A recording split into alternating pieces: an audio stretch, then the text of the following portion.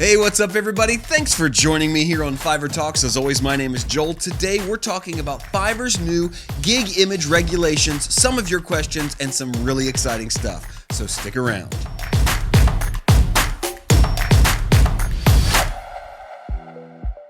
That's right, today we're talking about new gig image regulations. Fiverr is changing a whole lot of stuff. They're putting new stuff out all the time.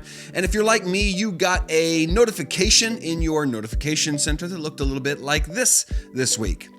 And if you were like me, you were frustrated because the link on this notification was broken for most of the week. You just click on it, it goes to a 404 or a page doesn't exist or something else. It was really frustrating because Fiverr was saying, hey, we've got some new regulations for our gig images, things that you can use to improve your gigs and your SEO, but we can't show it to you right now. I don't know what was up with that, whether it was just that they sent the notification out too early or if it was just a broken link, but I clicked on it this morning, so almost a week after it first appeared, and it worked. So I was able to look at some of the things on this page, and I thought I would spend the beginning of what is normally our Q&A time, don't worry, I'm getting to some of your questions, talking about Fiverr's suggestions for gig images, because there were some new suggestions, some things that I had never seen before or never even thought about, things that I'm going to be taking next week and implementing myself. I suggest you take a look at the list and change some of these things for yourself because it's going to benefit you in the end.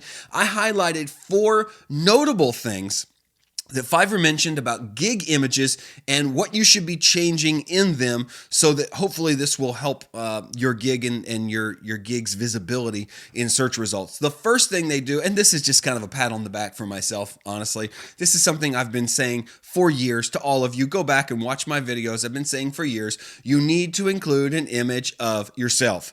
We talk about this all the time when we're talking about profile pictures, that this needs to be a good picture of yourself, but I think gig images are also an important place to put yourself because we've said it 1,000 times. People aren't buying services. They're buying services from people. They care more about the person behind the service than they do the service itself. In a place like Fiverr where you're trusting someone to make your creative vision come to life, you're trusting someone that you're handing money over to do work for you, it matters that you can look in their eyes, look in the whites of their eyes and tell them, am I going to be able to do what you want me to do? Now, there's nothing mysterious or magical about putting your picture on there, but there is something that tells people, hey, look at me, I'm a real person, I can be trusted. So one of Fiverr's suggestions, I can't remember how many they had on the page, was to include an image of yourself, and I would emphasize that suggestion. So go ahead and do that if you haven't already. The next suggestion that I want to highlight is that they're saying use as little text as possible. Now, there's 2 ways to take this. Number one is, I don't want to use any text at all. They're saying use as little text as possible. And I think too many of you are not using any text on your gig thumbnails, which I believe is a mistake. You need some text. So don't read this to mean I should use no text or one word. Use as little text as possible, meaning highlight the important things. You know, what do? If your gig is about SEO optimization, then you need to write SEO optimization on the gig image somewhere. You don't need to write SEO optimization for Google, Bing, Yahoo. No, you don't. No, not all that stuff. Just the simple, important things. So use this as a cue to use some text, but make sure the text you use is valuable and important to the person reading it, because often on the phone, it's going to be like that big, like just tiny big. And this is where most people are looking at services. I would say, I don't have stats on that, but I would say a large portion are looking on the phone versus computer. And in any case, thumbnails sometimes can be very small. So use as little text as possible, but use some text.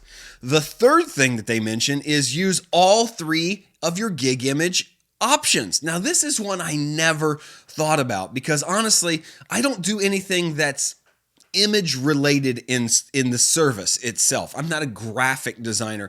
If I was a graphic designer, I would fill up those 3 image slots, meaning that Fiverr allows you to upload up to 3 images related to your gig. And most of the time I only upload 1, and I only upload 1 because there are times when it uses that image instead of a gig thumbnail from your video. I'm not sure how they determine when that's used and when the thumbnail from your video is used, but in any case, I try to make them the same. Fiverr is now saying use all 3 of these gig images and make sure that these gig images are all following these same kind of things. Make them 3 great images. And somehow this advice leads me to believe that somehow the use of these 3 gig images is going to strengthen your gig. So in other words, you want to use all 3 and not just one. Even if you don't think, I don't have 3 images to put up there, I'll just put one up. It seems like Fiverr wants you to use all 3 for SEO purposes, for strength of gig purposes. So this is something brand new to me that I had never thought about. Maybe you had never thought about. If you have 1 gig image, make sure you put 3. Find 3 unique images to put up there that follow these guidelines, and make sure you include a title on each one of them. That's the last thing I had noted, is that Fiverr says name your images for SEO, meaning you don't just want to write like title image underscore 2. No, you want it to say optimize SEO thumbnail, whatever your service is, copywriting thumbnail, and then your username or something like that. I haven't played with it, but they're saying that the way you are naming your gig images is playing into SEO. Make the name of your file relevant. Now, I've known this for web development and things I've done in the past, but I've never heard Fiverr say before that this stuff matters on your gig images. So those are 4 things that I thought were notable. I thought we could go over at the beginning of this video. Again, those are: make sure you have an image of yourself, as little text as possible, use all 3 image options, and name your image for SEO. The file name of your image, make sure that it works. Now, I also want to mention that at the top of this page, they also include dimensions for gig images. This is a question I get a lot. Fiverr had this. It was hidden in the gig editing page. It was back there. But now they've included the dimensions for your gigs, the maximum gig image resolution and the minimum requirements. I think I'm probably going to go maximum, because my guess is that Fiverr's going to dumb it down when it's on a phone. It's not going to load slow or anything like that. So it's a huge image if you can go maximum, but you could probably scale it down just a little bit and still be okay, maybe 50% or 75% off that huge dimension they give you on the page. So if you haven't seen that notification, go look for it. Fiverr now has a whole page about gig images. Hopefully that helps, and hopefully that will help your gigs rank more.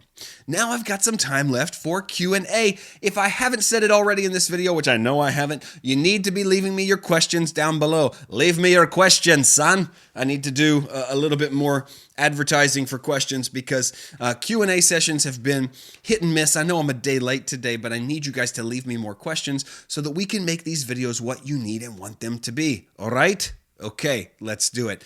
I'm going to answer some questions that I've pulled from lots of different videos. Akash Singh asks, he asks 2 really good questions. First, can I run Facebook ads to get traffic on my gig? And then he says, I recently raised my prices a little, and my number of orders has reduced. Should I consider going back to the previous price? I'll start with, can you run Facebook ads to get traffic on your gig? The answer is yes. The question I would ask is, why do you want to do that? One of the things that I have been adamant about is that Fiverr's commission fee, the 20% they take from us as sellers, is not bad. Really, when you get out in the real world, I would encourage you, set up a website, start a business, and then figure out how much it costs you to acquire a customer. It's often more than 20%. In other words, I run Google ads for my business, for my website, and I often spend 30, 40, sometimes 50%, depending on the time of the year and the kind of ads I'm running to acquire a customer for the first time. It makes Fiverr's 20% not so bad. So Fiverr takes that 20%, but what I would say is make Fiverr earn that 20%. Use the Fiverr system. Why would you pay for ads to shoot people to a page where you're going to lose 20%? If you're going to pay for ads to shoot them anywhere, shoot them to your own website. Even if you just throw up something and can get people to email you or order from you. If it's a one-page thing, here's some samples, email me.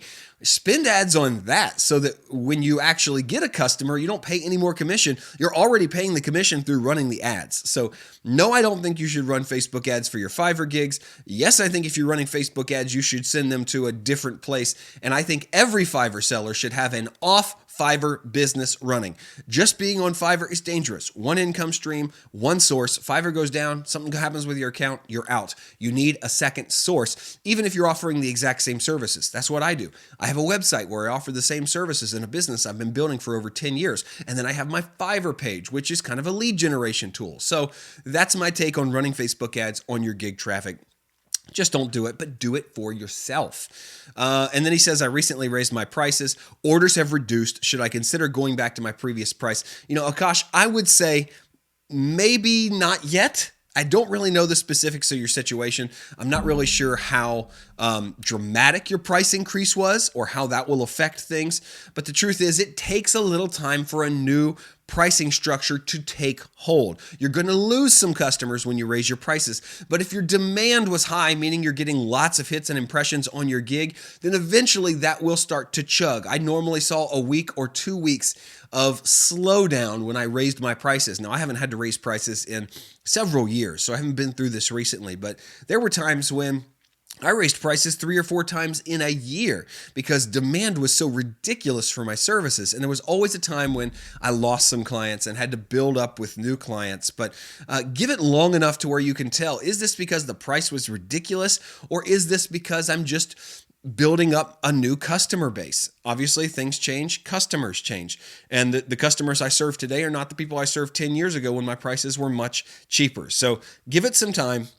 If time doesn't seem to be the problem, then it might be your price point and you might be overpricing. That's definitely a legit concern, but you need to make sure that you're giving it enough time before you just jump off the ship with your new prices. I'm assuming your new prices were set thoughtfully and carefully. Next question. Hassan, he says, I'm unable to withdraw and there's a notification with withdrawal in progress and it's been there for more than a week. Is there anything I can do? Hassan, I would reach out to customer support. When I hit withdrawal on my money, and I don't know what anybody else's account does, when I hit withdrawal in Fiverr, it is in my PayPal account before I can open up my PayPal app on the phone. It happens almost instantaneously. And there have been times when withdrawal has been unavailable or down, something like that. And I've reached out to Fiverr and they said, oh yeah, we know there's a problem. It'll be done later today. But it was only a matter of hours before that was fixed.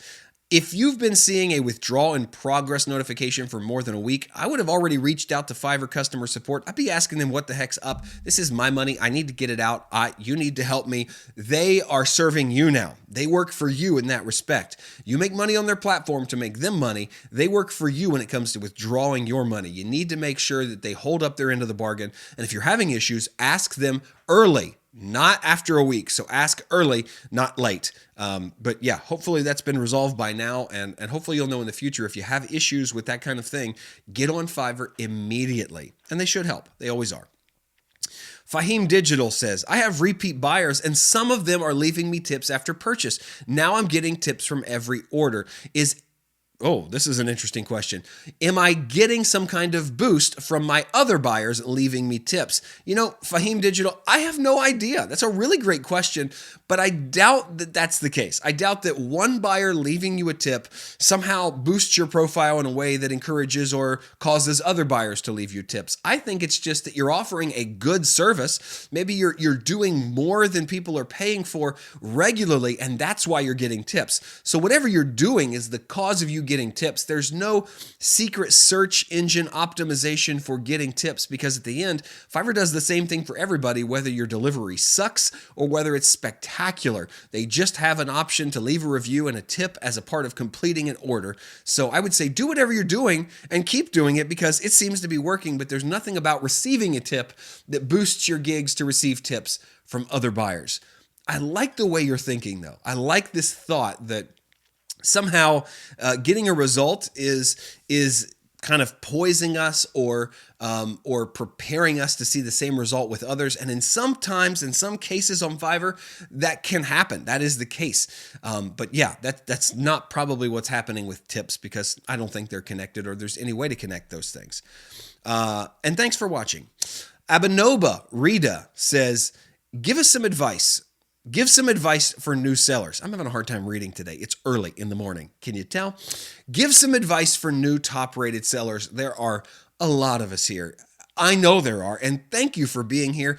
The people on this channel are people who really care about growing their business, about being better on Fiverr. And it's not just about Fiverr, it's about being a better freelancer, which is what this whole channel is about. It's about the freelance life and getting free of kind of being under the control and domination of someone else in your corporate working life. This is about being your own person and controlling your own destiny. So my advice to newly minted top-rated sellers would be, take this serious. Don't just look at this as a side hustle if it's a side hustle.